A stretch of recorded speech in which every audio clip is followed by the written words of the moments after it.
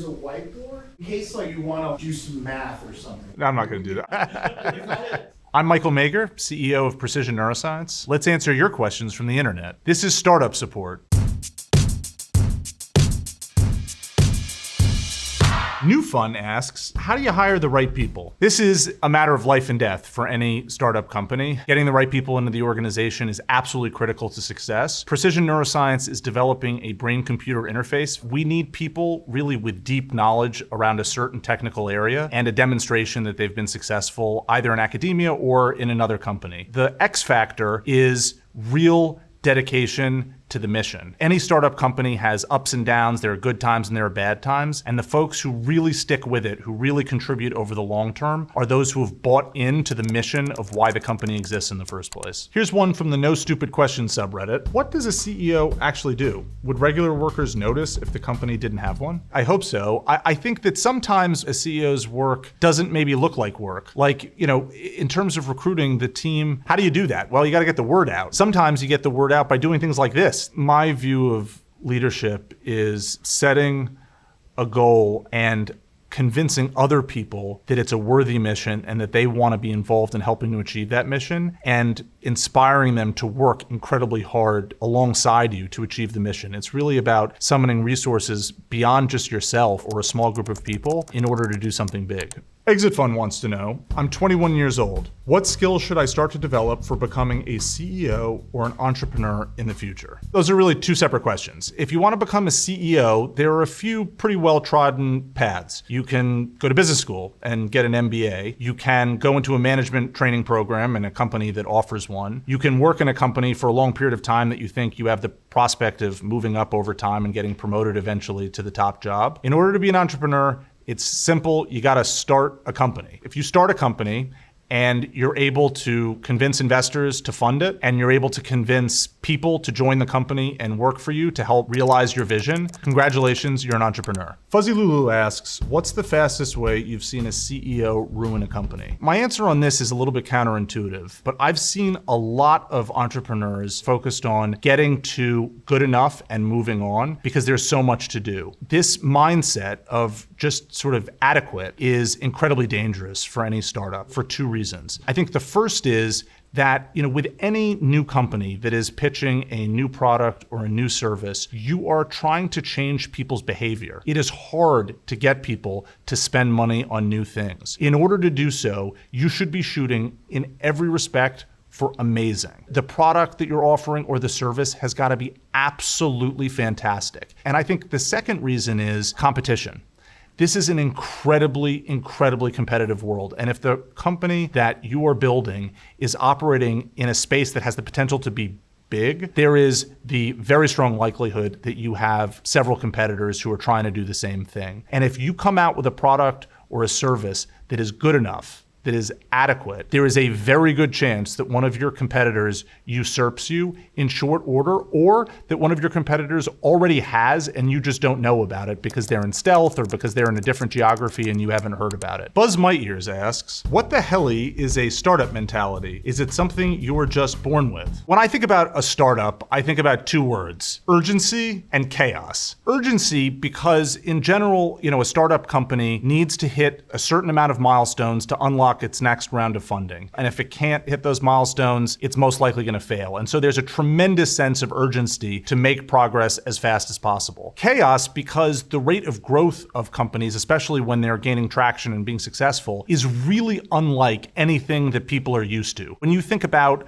a school or a religious institution or other organizations that you're part of, they tend to grow a few percent a year, maybe 10% a year. Startups will often grow 100, 150, 200% in a year. And that puts a strain on everything, all of the processes, all of the systems in a company. Fundamentally, startups often are operating in a state of chaos, and people who are comfortable with that, I think, really thrive in the environment because you get opportunity to do all sorts of things. Startups, like any company, inevitably make a ton of mistakes. I think you have to get more right than you get wrong, ideally. But I do think it's an opportunity to be really creative. Most startups are trying to sell a product or a service that either doesn't exist yet or to do it really differently from what's been done before. And I think it gives people a tremendous opportunity to really think outside of the box. And I think some amount of that thinking is really necessary for success. And then also, startups have a culture of shared ownership. Every employee is actually a shareholder in the company. And so I think that really helps people feel bought into the mission. Ultimately, that if the company is successful, that you're going to do really well.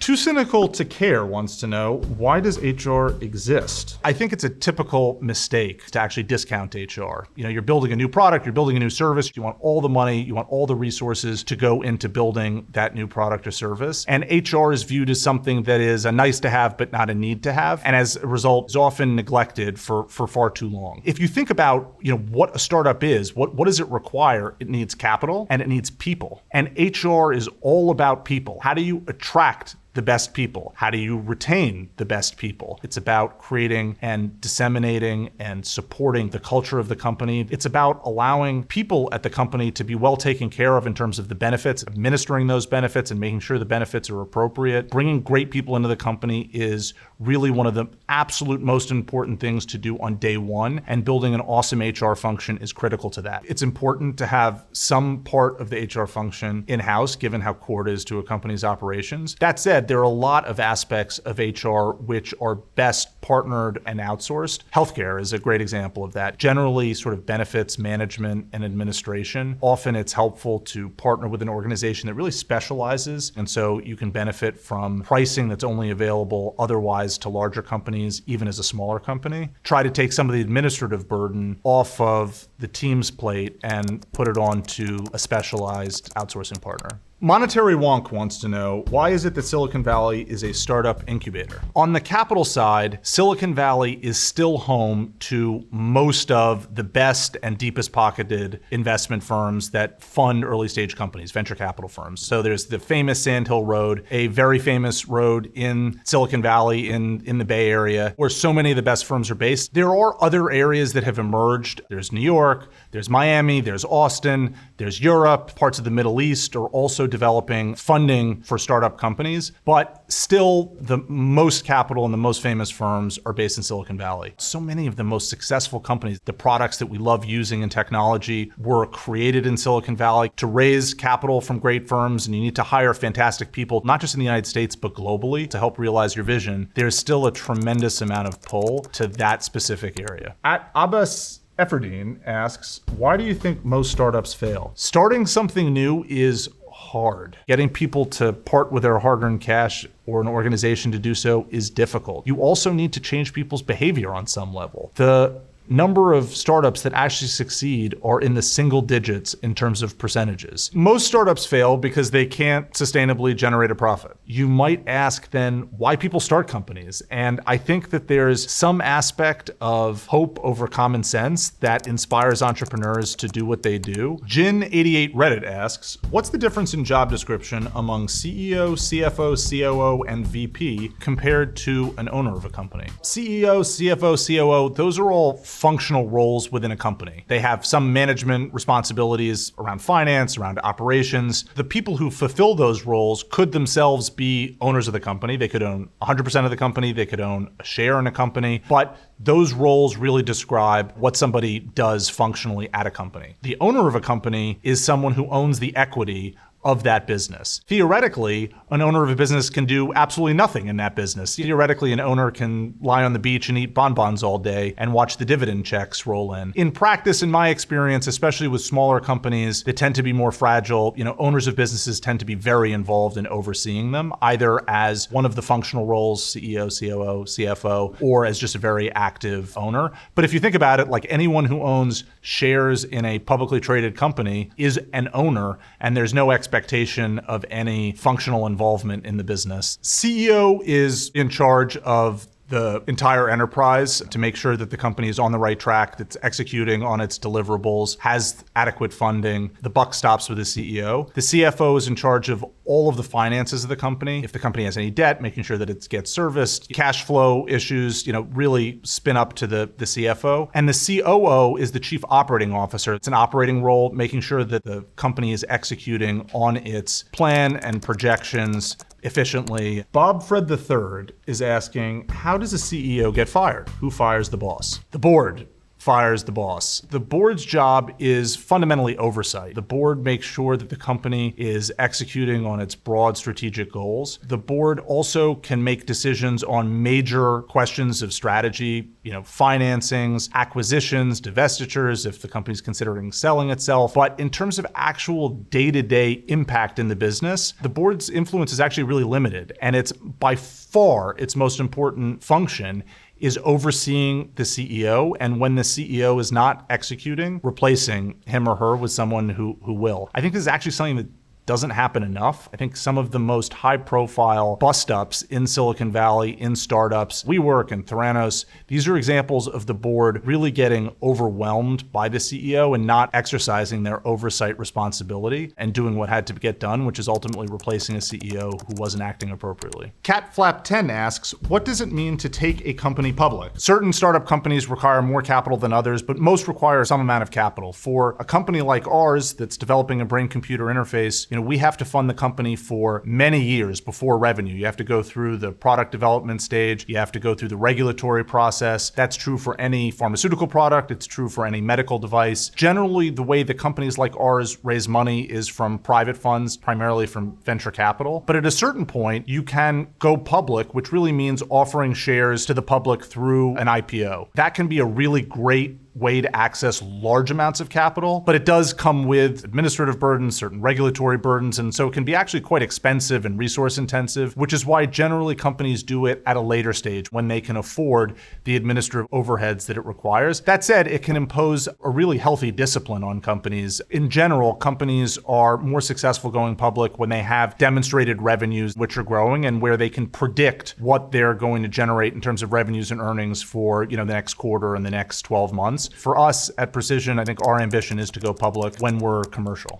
Houseplants Hustler wants to know, what is my startup worth? 25 million run rate, 58% gross margins. I wish it were that simple that you could just plug in a few numbers to an Excel spreadsheet and it would spit out a business value. There's a lot more that goes into valuing a business. Think about how defensive is the business? What are the growth prospects of the company? Are the margins sustainable? How subject to disruption is the industry? If you look at the stock market, you can see that people's perception of value in companies is a lot more volatile than the actual earning streams of the companies themselves. And that just gives you a sense that valuing a company, there is a science to it, there is math associated with it, but there's also a lot of judgment and a lot of volatility around people's expectations. Run rate is generally, if you sort of take the last month or last 3 months, that's the run rate at which revenue is right now, if it stays at that same rate over time. So hopefully the revenue run rate is going up over time. It's a way of basically looking at revenue, not for the trailing 12 months, which is often how much revenue did you generate in 2024 or how much are you going to generate in 2025. This is a way of doing a sort of more up-to-date approximation of what the company is generating. Gross margins are the revenue less the cost of goods sold. So it gives you a sense of what the unit economics are, but there's a lot not explained by the gross margins. Like, did you have to build a $500 million factory in order to generate, $24 million of revenue and 58% gross margins? Or did you start a software company and you only needed to invest $1 million to get to 25 million of revenue and 58% gross margins? Those two questions really help determine what the company is worth and what the future value is likely to be, which unfortunately Houseplants Hustler has not given us insight into. Glittering Flan 1049 wants to know, how do I raise pre-seed funding for my startup? Pre-seed funding really meaning, how do I raise the initial capital to get off the ground for a company? It really depends on the business. So if you want to start something like a restaurant or a storefront, there are ways of raising either a loan from a bank or through the SBA, the Small Business Administration, for money in the sort of tens of thousands of dollars to get off the ground. If you have an idea for a business that has the potential to be big and it requires significant amounts of capital, then you're likely a good candidate for venture capital. So, I'm the CEO of a company developing a brain-computer interface. That will likely cost somewhere between $400 and $500 million from start to finish. That is way more money than friends or family could fund or anybody can fund out of their own savings. So we have gone to the venture capital community to fund the business, going to investors and convincing them that the idea that you have is worth funding and that you have and the team around you have the capability of executing on that. And if you can do that, you can raise capital and get going. Codemon wants to know, how does startup funding, such as Series A, B, C, etc., work? We're developing a brain-computer interface. It will cost somewhere between $400 and $500 million to develop from start to finish. If we tried to raise all of that money all at once, investors would have laughed us out of the room. We were a couple of guys and a PowerPoint presentation pitching a dream. The way that investors tend to look at a company is over the long term to make sure that it's hitting its milestones. And if companies are making progress, then they are able to generally raise money in different rounds and at subsequently higher and higher valuations. So we raised an initial round of $12 million. We hit a bunch of milestones. The value of the company increased. And then we did another round, our Series B round in this case, at a higher valuation. And when that works, when you're able to raise subsequent rounds at higher valuations, what that means is that the existing owners of the business, the employees and the existing investors have to give away less and less ownership in order to raise capital. Had we tried to raise all $500 million at once, we would have had to give investors 90% plus of the business right off the bat if investors had been willing to do it. And so that would have been bad for us and it would have been bad for the investors. AV Guy 42 says, screw your success.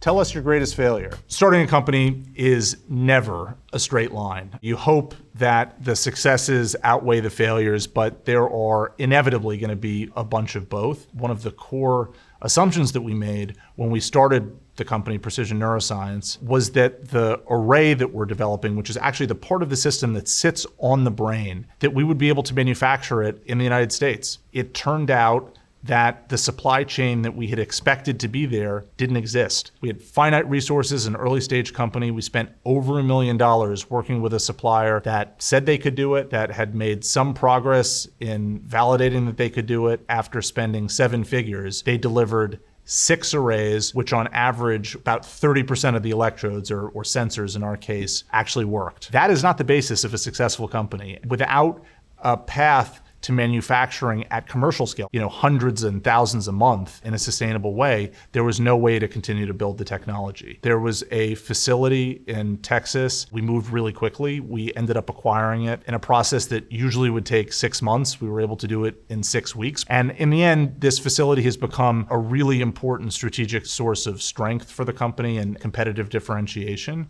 But staring into the gun barrel of no clear supply solution, we had no idea that that was going to be possible. So if everybody knew all of the things they didn't know when starting a company, no one would ever do it. I think at a certain point, you just have to have the courage to jump off the cliff and figure it out on the way down. Black Dog Nick 82 wants to know, but the gap between top earners and low earners has got wildly out of control. The percentage difference between CEOs and workers is higher than it's ever been. How do you address that imbalance? It's true that the gap between CEOs and the median worker has expanded enormously on the order of 10x in the past 40 years. Being in a startup company, it's actually quite a different dynamic. Startups are generally cash starved, and so you have to be incredibly careful about where finite resources are allocated. Cash salaries being in the millions of dollars is absolutely not the rule. I also think, it depends a little bit on the industry. The technology that we're developing, a brain-computer interface, requires an incredible amount of scientific and medical expertise. We have a lot of PhDs on staff. For us, having a very wide discrepancy between pay of the average worker and the pay of the C-suite has the potential to be very corrosive to the culture of the company. For a company like Precision, every employee is an owner in the business. And I think that's incredibly important in terms of alignment around a common mission, but it also means that if we as a company end up being very successful, every employee in the company is also going to share in that success. Our ambition is to make a lot of people millionaires, and I think that that would feel wonderful in addition to doing something good in medicine and in science to actually make sure that the people who really build the company end up benefiting from it. I think that that really is the Silicon Valley model, and I think it's one that we're really excited to pursue. The Janae Michelle wants to know, how TF do stock options work for a company? An equity stock option is the option but not the obligation to buy stock in the company. Generally, the exercise price, so the price at which you have to pay to acquire the stock, is set at a low value so that if the company ends up being enormously valuable, you can pay a relatively small amount for equity in the company that ideally should be worth a great deal more. If a company ends up being acquired, which actually happens more frequently than a company going public, employees typically exercise their options right before the acquisition and so get their pro rata proceeds from the acquisition. Or if the company goes public, you exercise your options before the IPO, and then there's a liquid market in which you can sell your equity, hopefully at a much higher price than the exercise price. Sky Ballad says, looking at the KPI sheet and what the actual hell is this? KPIs are determined by management teams to gauge the health of the company, the trajectory of the company, the prospects of a company, and those actually, even within a company, can change over time. There are some that I think are pretty universal, like, burn, very important. You need to look at the amount of cash you have on hand and the amount of cash that is being depleted and the rate at which it's being depleted, and keep a very close eye on that. I think that's true for virtually any business. But I think KPIs otherwise really depend on the business and the industry that you're in. If you have a software company, you might be looking at retention. What percent of the people who sign up for your product continue to pay for it 12 months afterwards? If you have a media company, you're probably focused on how many people view your video or listen to your podcast. For a company like ours, which is developing a medical device, we have regulatory milestones, we have product functionality milestones. The ability to measure the things that really matter is one of the most important judgment calls that a management team can make. KKW16 wants to know, can someone help me understand the different phases of FDA approval process? Well, the FDA approval process really depends on whether you're developing a drug, like a pharmaceutical product, something that's in digital health, so like a software program. They all have slightly different regulatory pathways, but they all generally are intended really to gauge two things: that the product is safe and that the product is effective in a series of tests, first in the lab, and eventually when the system has demonstrated a significant amount of reliability and underlying safety, you implant patients. I think the FDA provides an incredibly important regulatory regime in which to operate. But ultimately, I think, any company that's developing technology and they're trying to do it the right way also has those same goals in mind. They want to develop something that's going to make a positive impact on human health. And in order to do that, you got to do something that's safe, and it's got to actually fulfill what's on the label.